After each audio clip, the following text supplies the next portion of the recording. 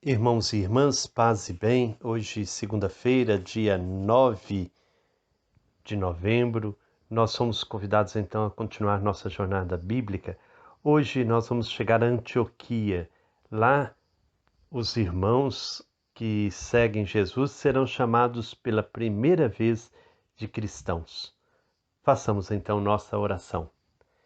Deus Pai, Filho e Espírito Santo, fonte transbordante da missão, ajuda-nos a compreender vossa palavra, a testemunhar como as primeiras comunidades cristãs que a vida é missão, dom e compromisso. Que os encontros que faremos percorrendo as páginas dos Atos dos Apóstolos ajudem a cada um de nós a ser testemunha profética do Evangelho numa igreja em saída de discípulos e missionários em estado permanente de missão. Eis-me aqui, Senhor, quero assumir a missão de construção do vosso reino. Envia-me. Amém. O texto bíblico que nós vamos meditar hoje está no capítulo 11, nos versículos 19 a 30. Diz o seguinte: Aqueles que se espalharam por causa da tribulação que começou com a morte de Estevão, chegaram até a Fenícia, Chipre e Antioquia, e anunciavam a palavra somente aos judeus. Havia entre eles alguns cipriotas e sirineus que, chegando a Antioquia, começaram a falar também aos gregos, anunciando-lhes a boa nova do Senhor Jesus. A mão do Senhor estava com eles, e grande número acreditou e se converteu ao Senhor. A notícia chegou aos ouvidos da igreja que está em Jerusalém, e esta enviou Barnabé para Antioquia. Quando Barnabé chegou e viu a graça de Deus, ficou muito contente. Exortava todos a permanecerem unidos ao Senhor com o bom propósito do coração. Barnabé, de fato, era um homem bom, repleto do Espírito Santo e de fé, e muita gente se uniu ao Senhor. Então Barnabé partiu para Tarso em busca de Saulo, e o encontrou e levou-o para Antioquia. Conviveram nessa igreja durante um ano inteiro e ensinaram muita gente. Em Antioquia, os discípulos receberam pela primeira vez o nome de cristãos. Nesses dias, alguns profetas desceram de Jerusalém para Antioquia. Um deles, chamado Ágabo, levantou-se e, por meio do Espírito, começou a anunciar que uma grande fome estava para vir sobre toda a terra. Foi o que aconteceu no reinado de Cláudio. Então os discípulos decidiram, cada um segundo suas possibilidades, mandar ajuda aos irmãos que viviam na Judéia. E assim o fizeram, enviando aos anciãos essa ajuda, através de Barnabé e Saulo. Palavra do Senhor, graças a Deus. Com a acolhida de Cornélio no seio da comunidade, Pedro abrira um precedente. Com a fundação de uma comunidade no grande centro pagão de Antioquia, na Síria, concretiza-se historicamente a marcha do Evangelho entre os pagãos. Capital da província romana da Síria, Antioquia era, com 500.000 de habitantes, a terceira cidade do Império, depois de Roma e Alexandria. Embora Jerusalém seja a sede original e histórica do movimento cristão, Antioquia será um novo centro dinâmico. Com efeito, é de Antioquia que se irradiará o movimento missionário no mundo grego e romano. Pouco a pouco, as lideranças cristãs se deslocam de Jerusalém para Antioquia. Não se trata apenas de um deslocamento geográfico. Aos poucos, o cristianismo forma sua identidade própria e se separa do judaísmo oficial sediado em Jerusalém. Retoma-se o fio da narrativa interrompido no capítulo 8, versículo 1. Alguns foragidos da perseguição em Jerusalém chegam a Antioquia e anunciam o evangelho aos judeus que aí viviam. Outros vêm de Chipre e Cirene e começam a evangelizar os pagãos de Antioquia. Forma-se uma comunidade mista, uma verdadeira reviravolta histórica em meados do século I. Lucas, porém, salienta que isso não foi casual, mas parte do projeto de Deus, pois a mão do Senhor estava com eles. A Lucas interessam, porém, a unidade e a continuidade. A comunidade de Antioquia não fora fundada pelos apóstolos.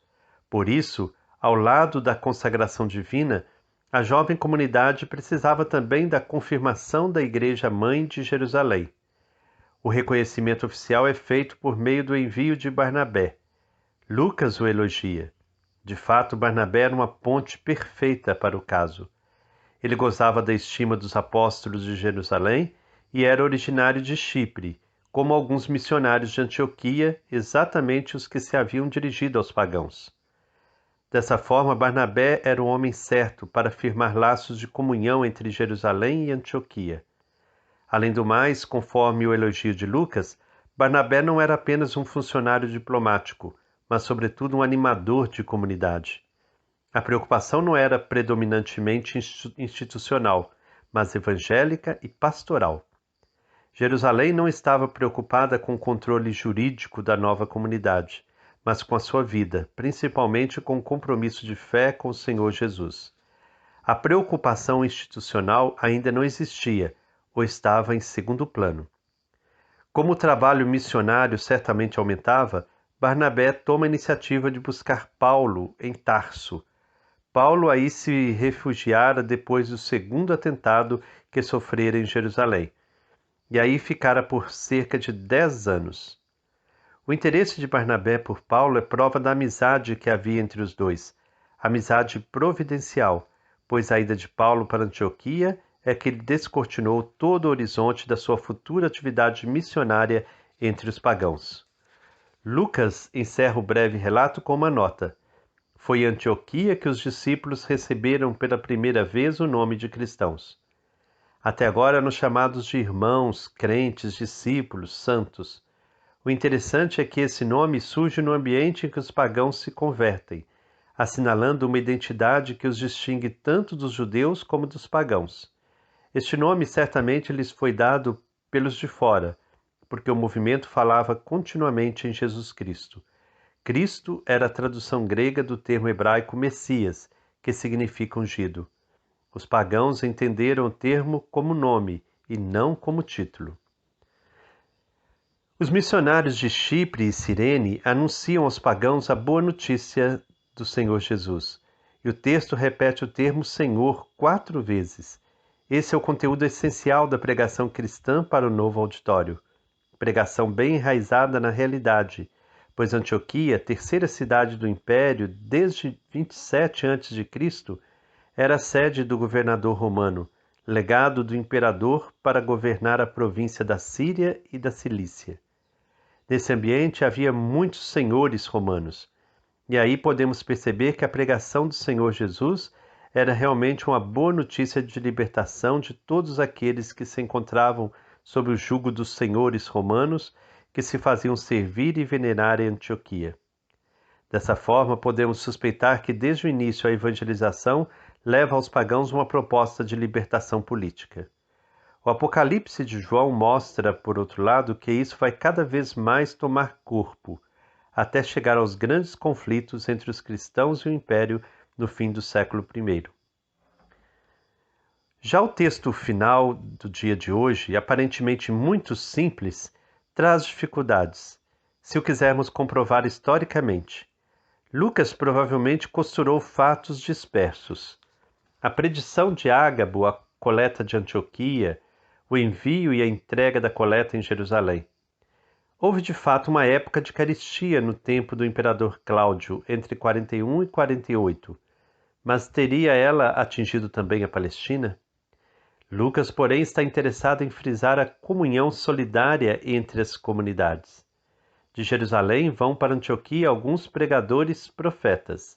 De Antioquia para Jerusalém, uma coleta para ajudar os irmãos pobres das comunidades da Judéia. Troca de pessoas e de dons. Cada um dá o que tem. Os gregos de Antioquia pertenciam à classe alta e média, e muitos se converteram ao cristianismo. Por outro lado, catequizados por Barnabé, que levava a sério o espírito de partilha, também eles partilham suas posses com os irmãos carentes. As comunidades palestinenses, por sua vez, eram ricas de conhecimentos religiosos, uma vez que conheciam de modo muito familiar as Escrituras. Vemos então que, desde o início, as comunidades cultivam laços de solidariedade e comunhão em nível profético e econômico. Dessa forma, desde cedo, o movimento cristão mostra que a fé tem profundas ressonâncias e consequências no campo político e econômico. Sem isso, ela estaria deixando este mundo entregue ao diabo.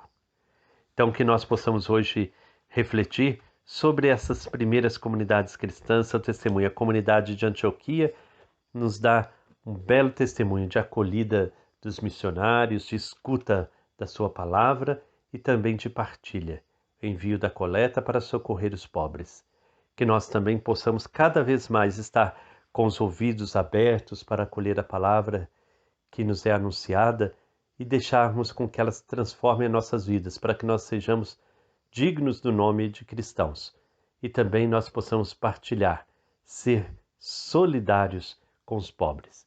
Então a questão para hoje é essa: você tem de fato vivido a dignidade do nome cristão? Você se julga um verdadeiro cristão, uma verdadeira cristã? Você tem sido solidário, solidária com os pobres? Quero lembrar que amanhã, terça-feira, é o dia da nossa live, quando vamos estar conversando então sobre falar em línguas. A professora Mariana, de Juiz de Fora, estará então nos ajudando nessa reflexão. Nesta terça-feira, às 7 horas da noite. Coloque aí na sua agenda, reserve seu tempo. Vamos participar dessa live. Nela você poderá apresentar suas perguntas, suas dúvidas. Nesta terça, 7h30 da noite, no canal do YouTube dos Franciscanos de Santa Maria dos Anjos. Um grande abraço a todos, paz e bem. Que o Senhor nos abençoe em nome do Pai, do Filho e do Espírito Santo. Amém.